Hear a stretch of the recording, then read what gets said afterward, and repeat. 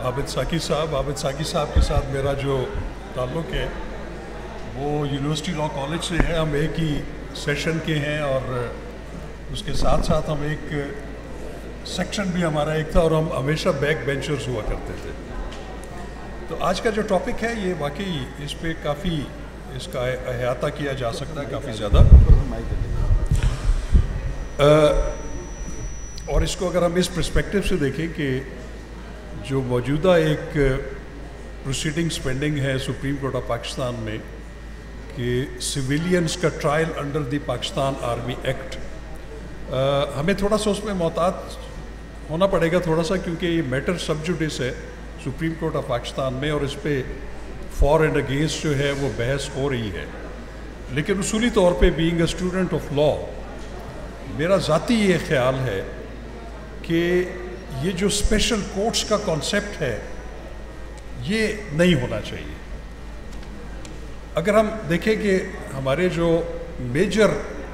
Criminal site پہ جو ہمارا ایک کوڈ ہے وہ پاکستان پینل کوڈ ہے، تعزیرات پاکستان، اور اس کا پروسیجر پرووائڈڈ ہے کرمنل پروسیجر کوڈ میں. تو میں سمجھتا ہوں کہ یہ خرابی وہاں سے سٹارٹ ہوئی. اس وقت پتہ نہیں وہ کیا وزڈم تھا لیجسلیشن کا یا جو قوانین بنانے کے حوالے سے ذمہ دار تھے. 1958 میں ایک کرمنل امینڈمنٹ لاء آرڈیننس آیا تھا جس میں پہلی دفعہ اسپیشل کورٹس کو جو ہے اس کو انٹروڈیوس کروایا گیا. اگر آپ اپنے ہمسایہ ملک میں دیکھیں انڈیا میں تو اس میں سمجھتا ہوں کہ بہت کم جورسڈکشنز ہوں گی جہاں پہ وہ اسپیشل لاز ہیں یا اسپیشل کورٹس یا ٹرائبیونلز ہیں. لیکن ہمارے ہاں ایک بڑا مسئلہ ہے کہ اگر وہ نارکوٹکس کا جرم ہو تو اس کا ایک الگ لاء ہے، اکاؤنٹیبلٹی کا ایک الگ لاء ہے، پھر پروونشل اینٹی کرپشن کے الگ لاز اور رولز ہیں، اور اسی طرح سینٹرل لیول کے اوپر اینٹی کرپشنز کو کسی اور قانون کے حوالے سے ڈیل کیا جاتا ہے، اور ان کی جورسڈکشنز بھی جو ہیں وہ مختلف اسپیشل کورٹس جو ہے اس کا وہ احاطہ کرتی ہے. تو اس سے جو خرابیاں پیدا ہوتی ہیں وہ یہ ہے کہ اگر مثلا ایک اکاؤنٹیبلٹی کورٹ کے اسپیشل جج صاحب ہیں، وہ ڈسٹرکٹ کورٹس کمپلیکس سے ہٹ کے ایک الگ جگہ ہے جہاں پہ وہ کورٹس وہاں پہ وہ قائم ہیں. اور ہم نے یہ بھی دیکھا ہے کہ کئی دفعہ ایسا بھی ہوا کہ راولپنڈی کی میں مثال دے سکتا ہوں کہ وہاں پہ جو راولپنڈی کا جو ریجنل نیب آفس تھا اس کا نیب کا ہیڈ کوارٹر بھی وہی تھا، ان کا پولیس اسٹیشن بھی وہی تھا، ان کے انویسٹیگیٹرز بھی وہی تھے، اور کورٹ پریمیسز بھی وہیں پہ تھا. تو وہ کہتے ہیں نا کہ انصاف صرف جو ہے وہ ہونا نہیں چاہیے، وہ ہوتا ہوا نظر بھی آنا چاہیے.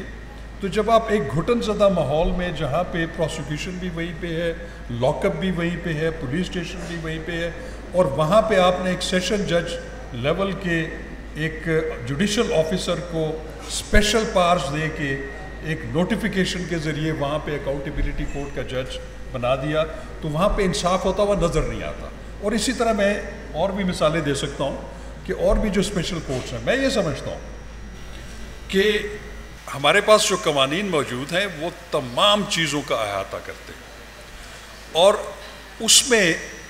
اگر آپ اینٹی کرپشن کے حوالے سے بات کریں تو پاکستان پینل کوڈ میں اینٹی کرپشن کا پورا ایک چیپٹر ہے. اس میں جو سول سرونٹس ہیں یا پبلک سرونٹس ہیں ان کو کیسے ڈیل کرنا ہے یہ ساری پروویژنز اس میں موجود ہیں. لیکن ہم نے الگ الگ جو ہے وہ کیٹیگرائز کر کے اس کو کمپلیکیٹ کر دیا ہے. اس سے نہ صرف یہ ہوتا ہے کہ ایک تو کمپلیکیشنز ہوتی ہیں اس پہ، اس کی انڈیپینڈنس جو ہے وہ کمپرومائز ہوتی ہے، دوسری سب سے بڑی یہ ہے کہ آپ کا اس کے اوپر زیادہ بجٹ خرچ کرنا پڑتا ہے. کیا اس میں مذائقہ ہے کہ اگر ایک سیشن جج جو کہ ڈسٹرکٹ کورٹس میں بیٹھے ہوئے یا ایڈیشنل سیشن جج ہے ان کو آپ اکاؤنٹیبلٹی کورٹ کے جج کی پاور دے دیں، وہ وہیں اسی کورٹ روم میں بیٹھ کے اسی منسٹریل سٹاف کے ساتھ بیٹھ کے بغیر کسی ایڈیشنل بجٹری ریکوائرمنٹ کے وہ ڈسٹرکٹ کورٹ میں کام کر سکتا ہے. صرف آپ نے اس کو جورسڈکشن وہاں پہ کنفر کرنی ہے. آپ انڈیا میں دیکھ لیں، انڈیا میں کوئی بھی جرم ہے چاہے وہ اینٹی کرپشن کے حوالے سے ہے، مس یوز آف اتھارٹیز کے حوالے سے، ان کو وہ جو عام عدالتیں ہیں وہاں کی ڈسٹرکٹ کورٹس ہیں ان کے میجسٹریٹس ایڈیشنل سیشن ججز یا سیشن ججز وہ ان کا احاطہ کرتے ہیں ان کا ٹرائل کرتے ہیں. تو جہاں تک ملٹری کورٹ کے حوالے سے بات ہے اس میں یقیناً یہ تو بڑی ایک عام رائے یہی ہے کہ جو سویلین کا ٹرائل ہے وہ سویلین ہیرارکی میں ہی ہونا چاہیے, سویلین ڈسپنسیشن میں ہی ہونا چاہیے. ہاں بہت سارے ایک ایکسیپشنل سرکمسٹانسز ہیں. اگر ہم دیکھیں 1952 کے آرمی ایکٹ کو تو اس میں کچھ ایسی گنجائش موجود ہے کہ جہاں پہ